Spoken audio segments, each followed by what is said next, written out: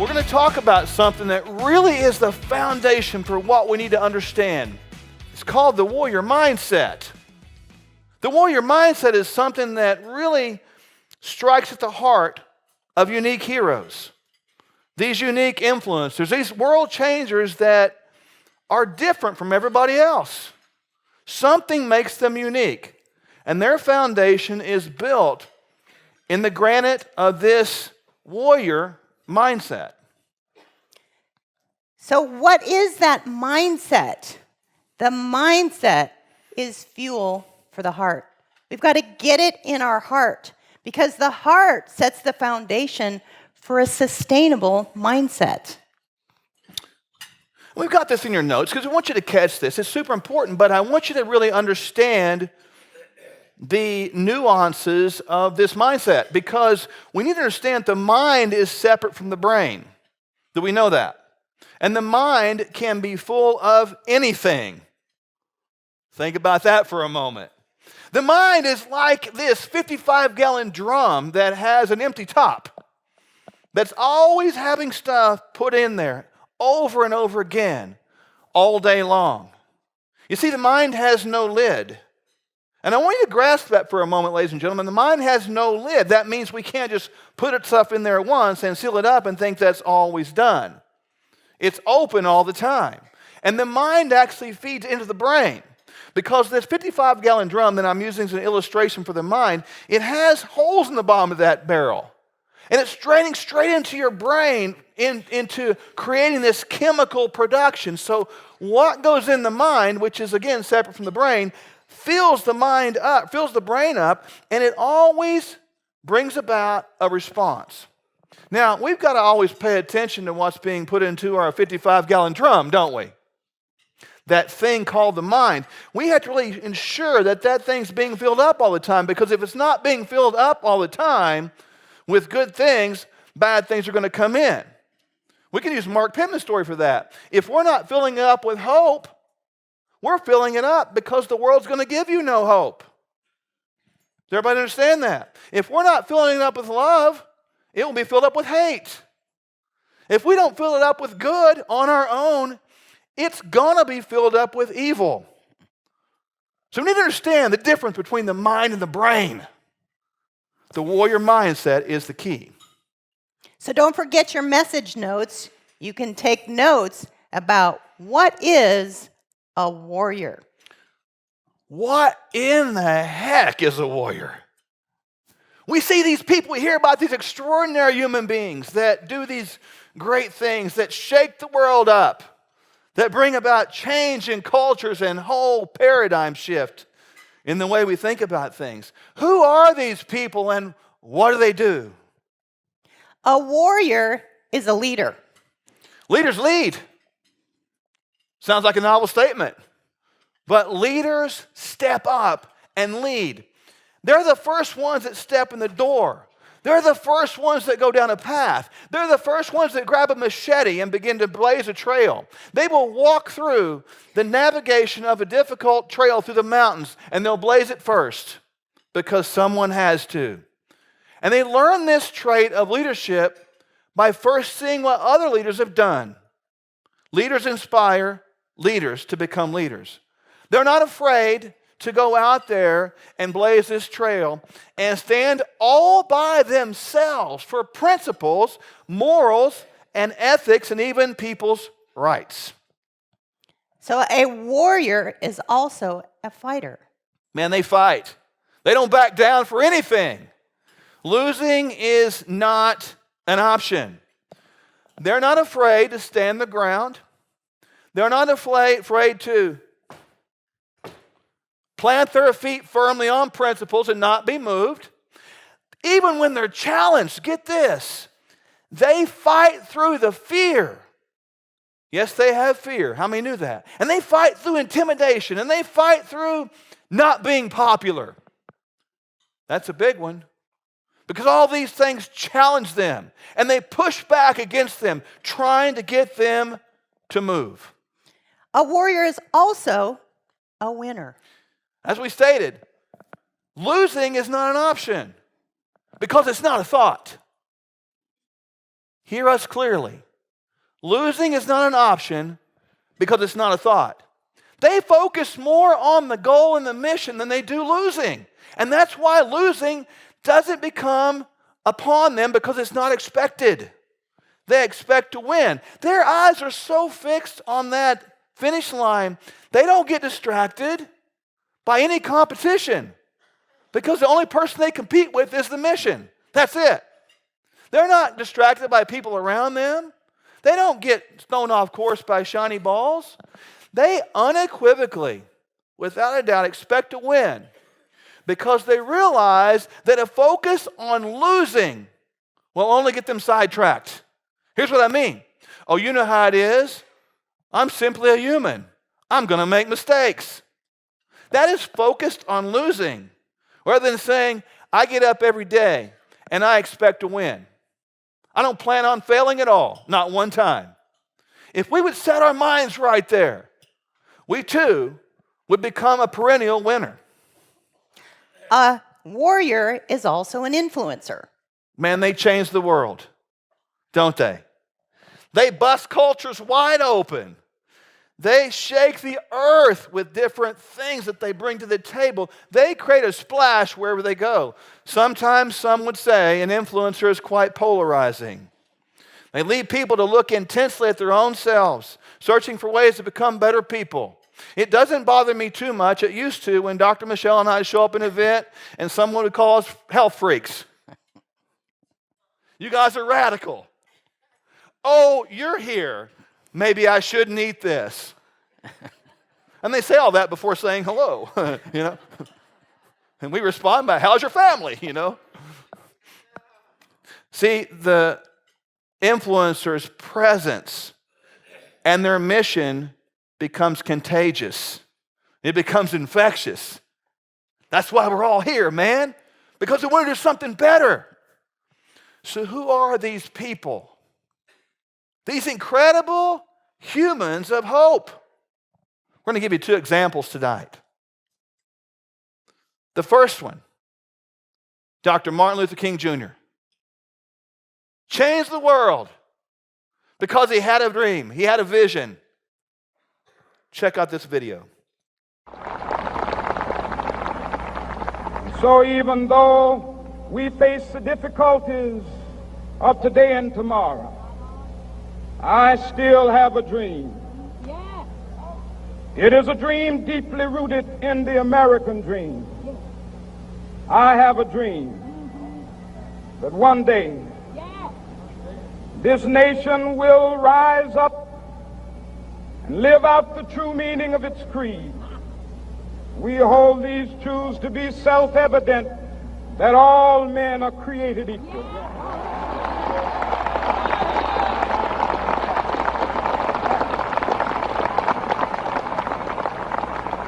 I have a dream that one day on the red hills of Georgia, the sons of former slaves and the sons of former slave owners will be able to sit down together at the table of brotherhood. I have a dream. Martin Luther King's passion and dream still lives on, even though his dream cost him his life. Perhaps we should consider the immense sacrifice he made in order to establish equality and end bigotry. Without a doubt, Martin Luther King was an incredible human and a hero of hope. He stood up against all odds. And as Dr. Michele said, it cost him his life. How many in here's dream is big enough that you'll stand for it, even though it may cost you your life? So who is our second hero of hope? See a little boy named David. He appeared upon the scene of this war, and he told the king that he'd fight against the giant. Unfortunately, the giant was a lot bigger and a lot stronger, and a warrior that has more battle-tested than King David, who was going to be a king one day, but he was just a little boy on the way to that kingship. He shows up here, the evil big giant named Goliath, is facing him down. But the king in those days was named Saul. And Saul looked at this little boy named David, this little shepherd boy. And he says, you're not able to go against this Philistine and fight him.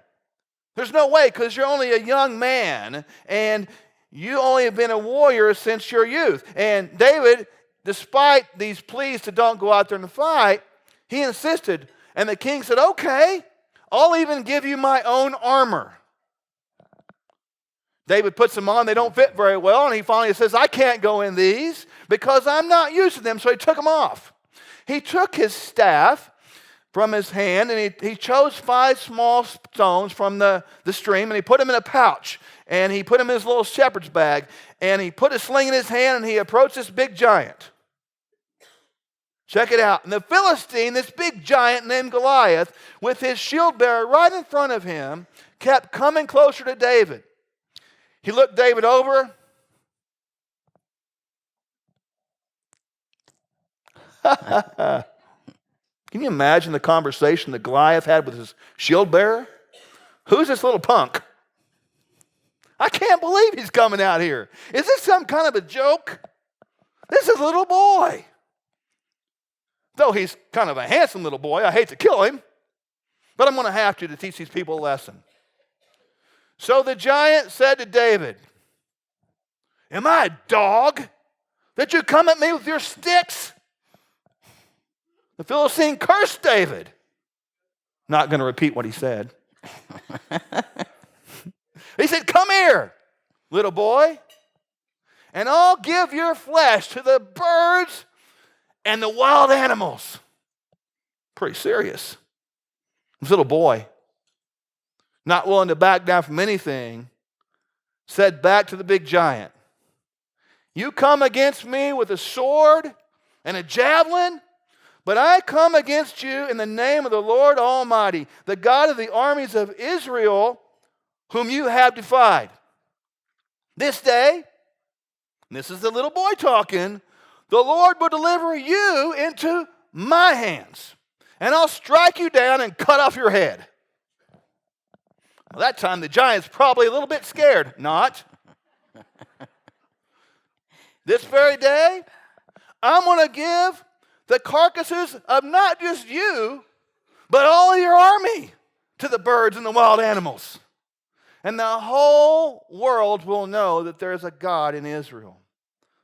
All those that are gathered here will know that it is not by sword or spear that the Lord saves, for the battle is the Lord's, and he's going to give all of you into our hands. This time the Philistine began to take this serious, and he began to move closer, closer, and closer to David. And instead of running backwards, David ran at him, right at him. He reached into his bag, took out a little bitty rock. Think about that for a moment. Here's a guy that historians say is 9 feet tall. Most other people in those days were about 5'4". This guy is almost double this little boy's size. He took that little rock, he put it in his little sling, he slung it, he hit that Philistine right in the dadgum middle of the eyeballs. Right in the head. That stone sank into his forehead and the giant fell face down on the ground. And David triumphed. He won. He beat down that Philistine with a sling and a rock. Without a sword, he struck him down. He ran over, stood over him, took the Philistine's sword, and you guessed it, he killed him and cut off his head. Just like he said he was going to do. What do you think the Philistine army did? They ran, man. Who is this bad guy?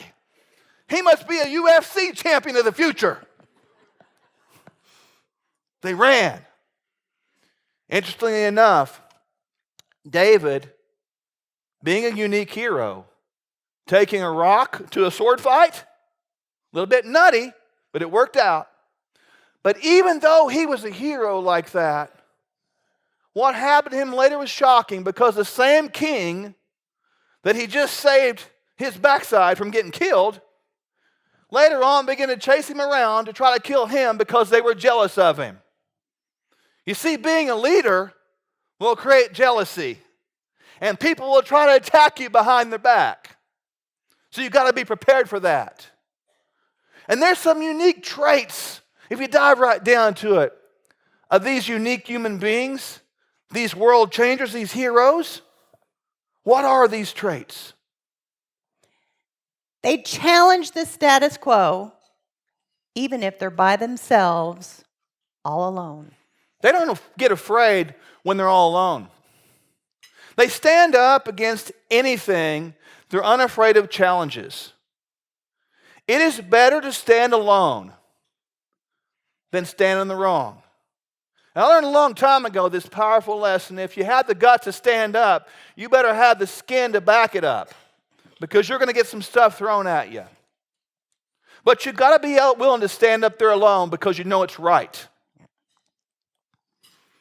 They use rejection and failure as fuel. They not only develop a tolerance for rejection, they carry some heavy burdens. Big, heavy burdens. Sometimes the weight of a whole country on their shoulders. Sometimes, like Dr. Martin Luther King, the weight of a whole reason, a passion that was right to end that bigotry. These burdens can become so heavy and so overwhelming in the eyes of everybody else.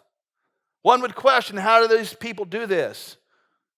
But friends, in the mind of a warrior, these type of burdens, even setbacks, rejections, even resistance, they become these catalyzers, these givers of strength, vitality, hope, power, unstoppable resiliency. They're driven by a cause that is greater than themselves. Their internal drive is so much bigger than anyone understands.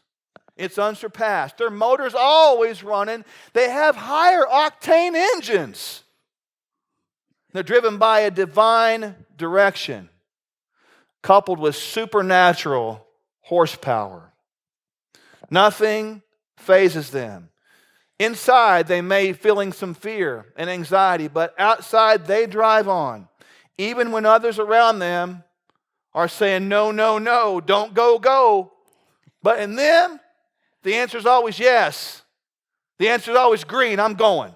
And they don't quit.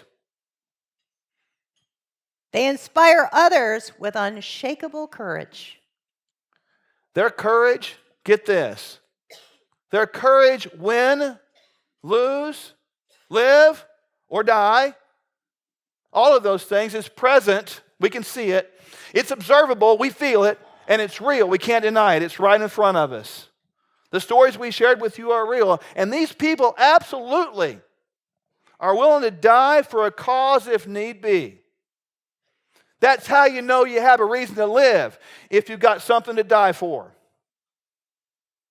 I'm going to say that one more time. I want you to catch that. That's how you know you've got a reason to live, if you've got something to die for. And I hope everyone in this room has something they're willing to die for. Their courage to commit to this cause keeps them focused on this concept of bringing life, hope, freedom, and inspiration to anybody that comes around them. So, what are the ways that we as individuals right here in this room, I'm talking about all of us, how do we here become warriors? We redefine failure as a learning process or learning experience. We're not going to quit. We're not going to dwell on failures. We're not going to look at the failures of yesterday and let that affect the victories of tomorrow. Quitting cannot and must not be an option. You got to set your mind right now that failure is one step closer to success. Just one step closer, man. Realize that no person, no one human being on this planet, get this, is a born loser. But I tell you what, you are born, all of us, is a born chooser. Therefore, The choice has always got to be to keep learning and keep driving ahead and let a failure become just a temporary setback on your way to your comeback. Also, do more than is expected. The world is about mediocrity. The world is about the best you can do. Unfortunately, we have not too many standards to compare by.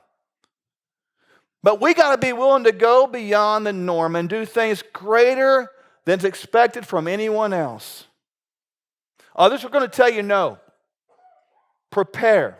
They will tell you no. However, inside of you and all of us, let that passion that says go rise up. And you put all your focus on that passion and on that mission. You put emotions to the side. You got to put emotions to the side. Because emotions are fickle. They're like the blowing wind. They will change. They change like temperatures. Sometimes the emotions say no, no, no. But your passion and your mission and that thing that you're living for says go, go, go. Realize that the talk of other people, sometimes it's just noise.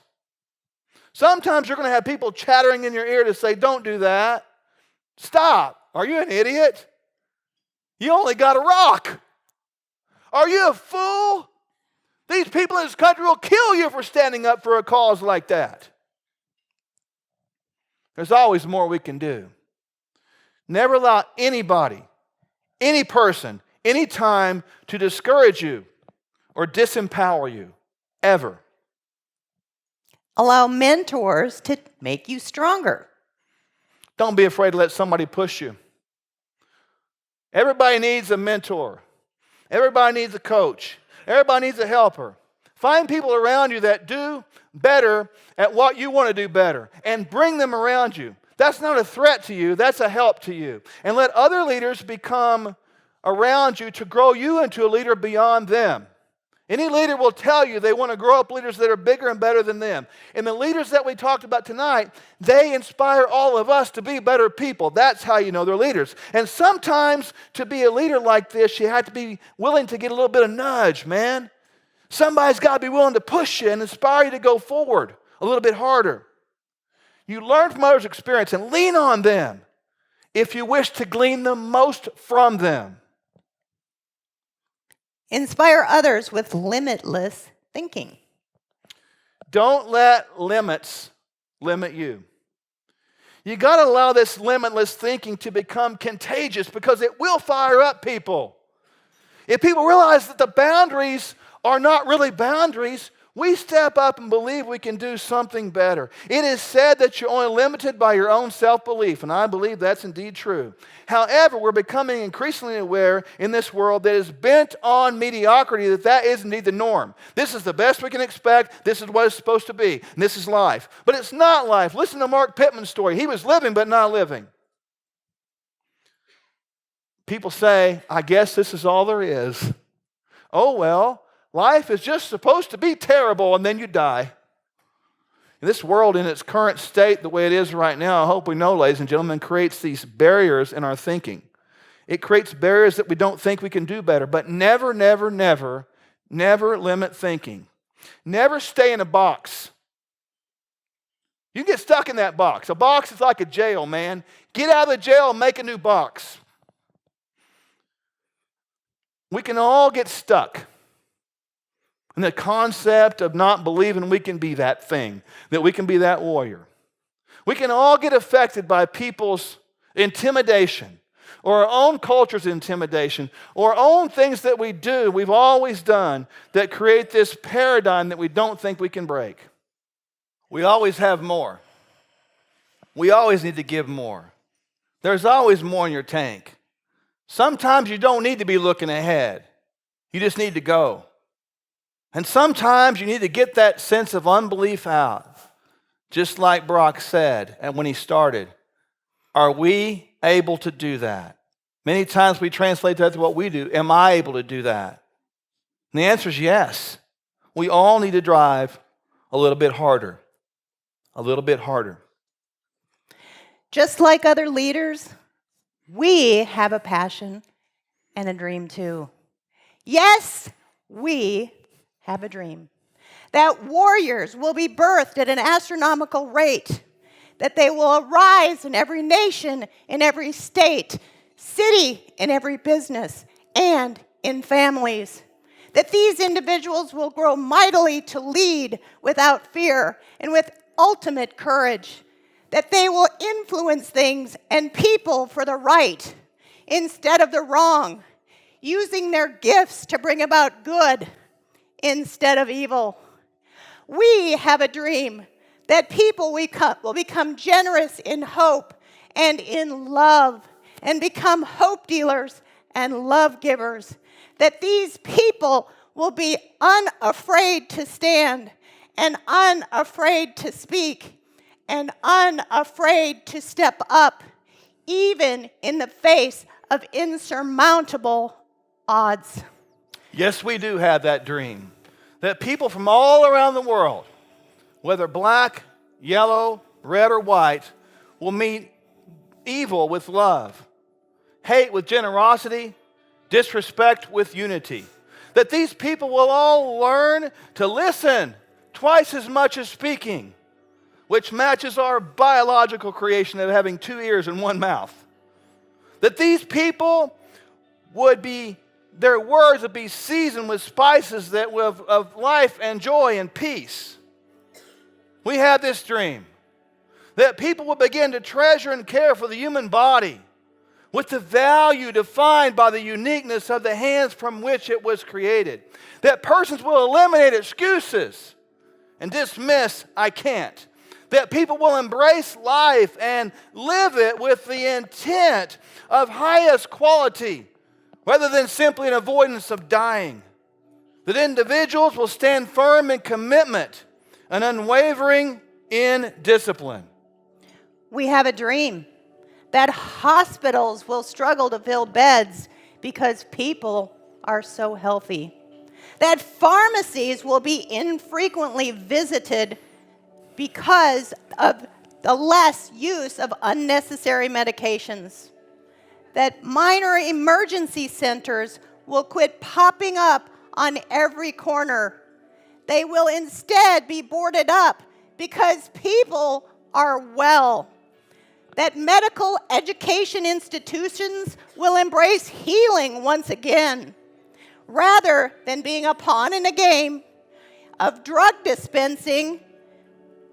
That people will walk confidently and boldly and passionately with an unwavering commitment to actually living a wellness and healthy life. We have a dream that persons will grow and exhibit extreme faith, both in themselves and in their fellow man. That these people will face bullets with a shield of faith and will have courage to bring a rock into a sword fight. That they will not be afraid to stand alone, as afraid to being in a group of wrong. That fear will not push them back, but instead propel them forward. That their courage will be on display to influence the world to become a better place. We have this dream that resistance, rather than making us weak and back down, it won't convince us to stop, but will instead cause us to grow great muscles of endurance inside of us as well as outside. That we'll all be willing to go the extra mile, do greater than is expected, and never back down from the challenge. That we'll all be willing to push ourselves to higher limits and achievements rather than expected from this cultural norm of mediocrity. That our limitless thinking will become contagious and infectious. We do have this dream. Yeah, we have this dream. That this dream will not be futuristic, not out there somewhere in the distance, but instead begin anew tonight. That each of us, every one of us, all of us human beings in this room will begin to see with different eyes, hear with different ears, think with different minds, and be driven with different hearts. We have a dream that this dream is a reality now in this gift of today. And we will embrace this moment with a passion and commitment that we have all personally never experienced. That we will not just go 50 yards, but we will go 100 yards, all while carrying a burden that is bigger than us. We have a dream. I'm telling you, when you think about this dream, you got to think about how big it is. We can't do it alone. How many in this room share this type of a dream? How many share this type of dream in your heart that says, I want to be a part of that, man? How many can believe that you can do bigger, achieve more, and accomplish more than you ever thought before? How many want to get out of negativity and get out of this self-abuse that we have that says, I can't? We need to stop thinking about how much we can't and embrace the idea that we can. We need to all commit at this very moment to make our dream our dream. If we make it our dream, we all can achieve greater. We can become more, live in a way that we truly do exemplify all the glory and the majesty and the beauty of our Creator. We need to become all together, all of us, truly what we're destined to become. Warriors in this world. That's what we're supposed to be. It takes courage. It takes guts. It takes commitment.